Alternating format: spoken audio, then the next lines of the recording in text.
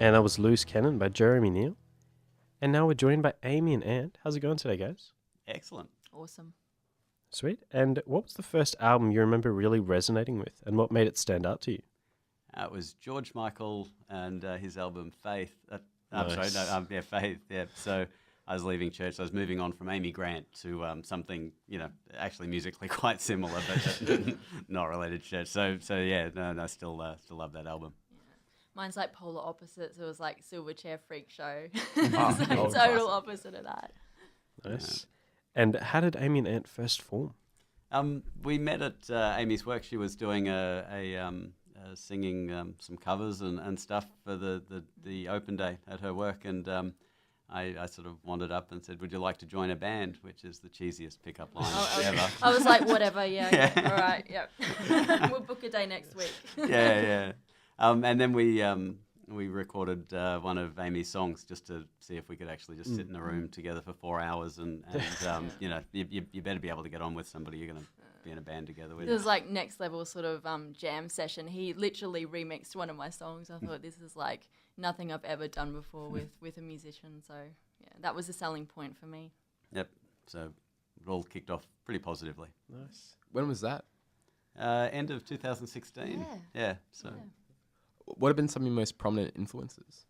I've sort of always looked to the musicians who are really good songwriters. So people like Billy Joel and Suzanne Vega have really, they're the ones I kind of resonate with. But my actual favourite band, the one that really kind of catches my soul, is Rage Against the Machine. But that has quite nothing to do with the music that we play.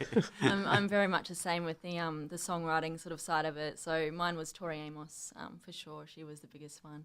She's still my biggest one today. But then I go all the way to like Christina Aguilera just for the voice. So it's All over. Yeah, all over the place. Which what's our songwriting kind of. It's good that you listen to as much music as you possibly can to write the best songs that you possibly can too. What can you tell us about your latest EP, Rectangle Friend? Yeah, so Rectangle Friend, I wrote the song. So basically Rectangle Friend is the mirror you look into every single day. And Anthony came up with more of like a modern sort of spin on it with your mobile phone. The mobile sort of phone thing, is your rectangle friend nowadays. So it's got a lovely sort of connection there. But the songs are more of it's special because we've collaborated together with them. So we've both brought each other different parts of the process and put it together. Yeah, so we both spent a lifetime. There's a song. We've both spent a lifetime writing music, and so when we got together, some of the songs on the EP are ones that are from our deep dark history, and others were ones we'd sort of written really recently and together, and they just flowed out, and so it was easy. Nice. And where did you record the EP? We did all of the tracking in my garage. So we used GarageBand in the garage. It was really stereotypical and cliched. It gave us more creative freedom as well because we could just do track after track after track. Yeah. Then Anthony could come in and go, "Oh, which one do you like better?" And then he'd cut out little sections and. So we did all of that work, and then we sent it to Tall Poppy Studios down at Acacia Ridge, and Gareth did the mixing and mastering. So it has that really polished kind of sound. But doing the tracking at home meant that we never had a single moment where we had dollar pressure. We could do another take. We could do another 10 takes if we needed to. And so some of them, some of the parts on there had 30 and 40 and 50 takes because you just want to get it exactly right. Yeah. So it had the advantage of the home recording and the benefit and of the professional, Gareth doing a fantastic job on the mixing and mastering. Yeah. Cool. How was the recording process? Really fun.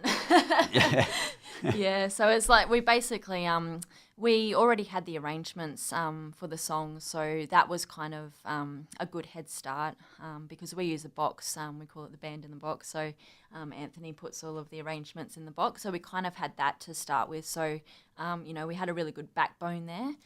So I think it was kind of smooth in that sense. Yeah. No, it was relatively straightforward to do because we're both reasonably good musicians, and so we understand what's going on. We can play well enough And so from that kind of perspective, you've got a lot of freedom to just then go and really just throw your heart into it and make it happen. Yeah, How long that's- did it take you to record? So we were probably a couple of months of 2 or 3 nights a week for the tracking, and then I'd just take them away and put my headphones on so there's an enormous amount of the little tweaking that goes on even before you send all the files off to a proper studio. So the actual process 2.5 months, because we'd booked our EP launch, and so we were just working towards this this deadline. So in we had a advance. deadline, so it just made us flow with the whole process too. Yeah, no, deadlines make things happen like nothing else. True. Anthony works in drug development, so he's all I'm a deadline over guy. deadlines. And on that note, we'll be right back with Amy and Ant. This is Please Don't Put Me Down, taken from their recent EP, Rectangle Friend. It's performed live in the studio. This is Amy and Ant. You're listening to Emerge on Brisbane Youth Radio 1197 AM, digital radio, and phoenixradio.com.au.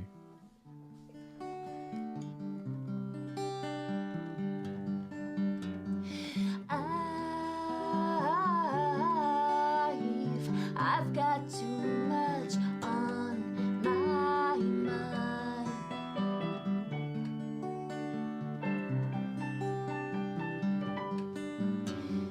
It seems too much. It seems too much to rationalize.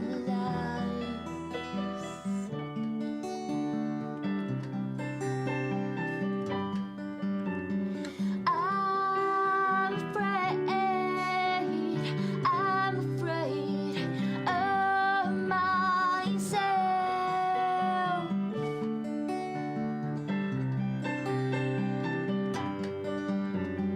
I'm afraid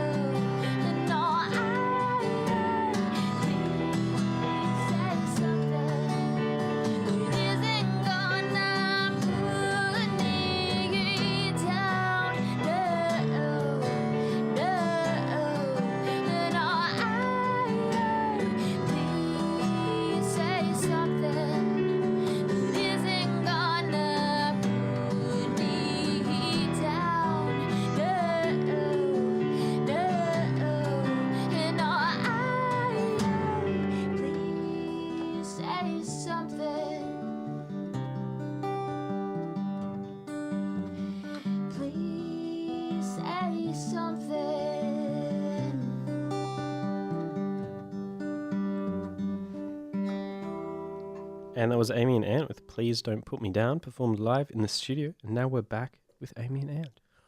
Which song on the EP took the longest to finish? Yeah, so there's a song called Kira at 3 Feet. It's a song about surfing, and so we've got Ant playing the melodica on it. But there's so many little different parts to the song, and it's kind of got a lot of syncopated sort of, tricky little sort of parts that needed tweaking.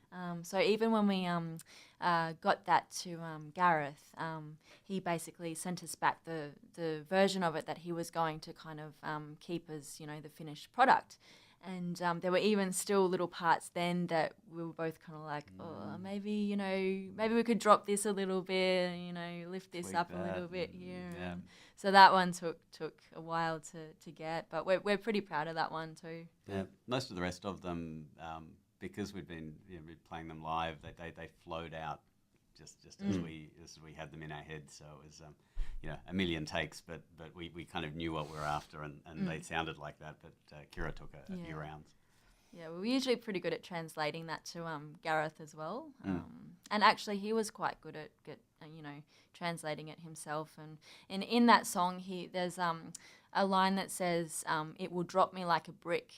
And in my head, I wanted something to kind of sound a bit like a brick. And he put like this really cool sort of was it like a snare or something? It's like a Like a it was stamping- like a brick. A foot stamping. Basically after brick, and I was like, this guy's good. He knows what we want. Yeah. So you guys met when you were performing covers. Do you have a favorite cover to perform? Or are there any new covers that you're going to be working on soon? Yeah, we perform Pleasure and Pain by the Divinals, so we kind of put our own spin on that one. But Nice. we pretty much any cover that we present to each other ends up sounding like Amy and Ant sort of thing. So it's always got our own little vibe to it. We can do 3 hours of covers on the side if anybody needs that. Yeah, That's a plug. that's a plug. That's certainly not that it's fun enough. It's not really what we're here talking about tonight, I suspect.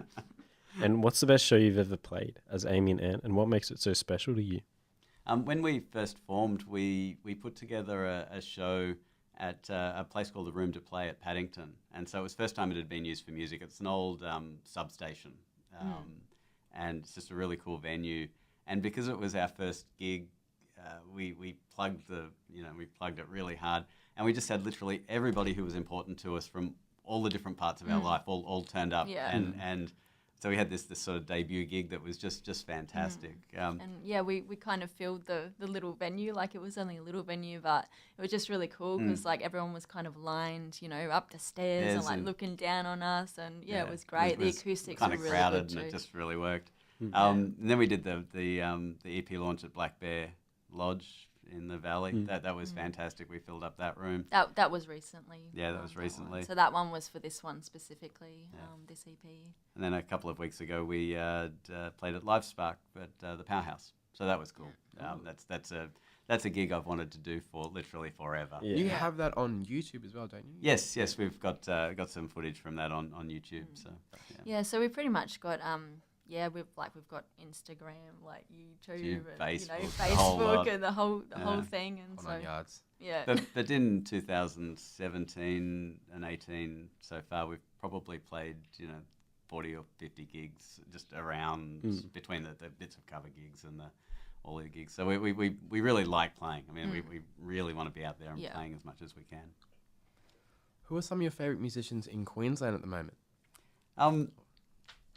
We went on 4ZZZ a few months ago and on a program called Femmes to the Front, and there are so many bands in Brisbane. I mean, they promote them, and you guys are out there promoting these bands, and they're all fantastic. And I have one of my sons is really into music, and so I get to listen to all of his music, and it's all from Brisbane at the moment. I mean, Mallrat and Nicole Miller. I mean, there's a picture on Instagram of him with his arm around Nicole Miller from like last night or something. So I get to see a lot of that music going past, and it's all just fantastic. There's so much great music here in Brisbane. Yeah. And what else can we expect from Amy and Ant this year? Yeah, so we're just wanting more and more gigs and the bigger gigs, and we've applied for a couple of festivals, so we're really kind of, trying to pitch towards that. Big Sound, and there's one in Sydney called the Australian Music Week, I think it's called. So yeah, so trying to find some management to just go on top of the efforts that we're making. I mean, we're always out looking for gigs and setting up gigs and plugging gigs and networking and stuff. But we're just looking for some management that can sit on top of that and really help us out a bit. And so we do like your cafes, pubs, and whatnot, and we can strip everything back to play acoustic, just like what you've heard before. But we can almost, we've got like the band sound as well and whatnot, so we can kind of do bigger scale sort of things if need be. And so we're really sort of pushing towards that. Cool. We'd love to play Splendour in the Grass. Oh, yeah. Me too. And more radio play would be really good. Like because we've had a bit of airplay on 4ZZZ, and so I've heard that you need 7 songs airplay on 4ZZZ to then be eligible for the hottest 100. For hottest 100, so that would be pretty cool. Yeah. Nice. But no, it's fantastic that there's this local radio sort of scene between you guys and them, and just. It really makes a difference to be able to come in and talk about this stuff, because otherwise, who else would you talk to about it? And we're really proud of this EP, and we've put effort into it, and we love the songs, and we really want to push that this year as well. Just getting people to hear it, and just more people hearing it would be great. Cool. And lastly, if you only had 4 words to describe your EP, which 4 words would you use? Catchy, lyrical, rhythmic pop. And my take on that was available on iTunes. Nice. Just on iTunes, Ant? And Spotify and Google Play and all of the places where people Pandora, consume music. Tidal. Yeah. And I don't think we're on Tidal. Gavera or something. I don't know what that is. But we're certainly on Emerge Radio. Yes, certainly are. Welcome. Thanks for coming in, guys. Thanks for Thank having you. us. This is Amy and Ant performing Rectangle Friend live in the studio. You're listening to Emerge on phoenixradio.com.au, digital radio, and Brisbane Youth Radio 1197 AM.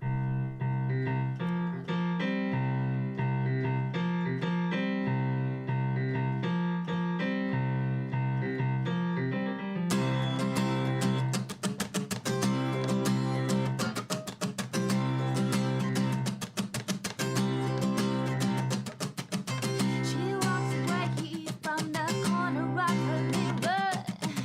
She walks away from the corner of her world. And if you ask her why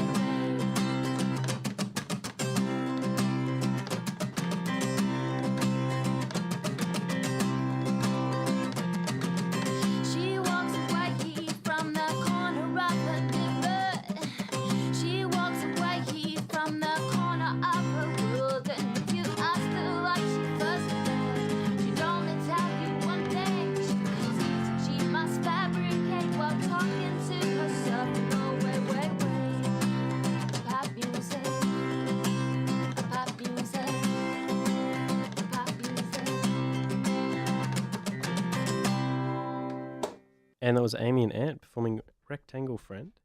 And coming up now, we've got some recent releases. Released on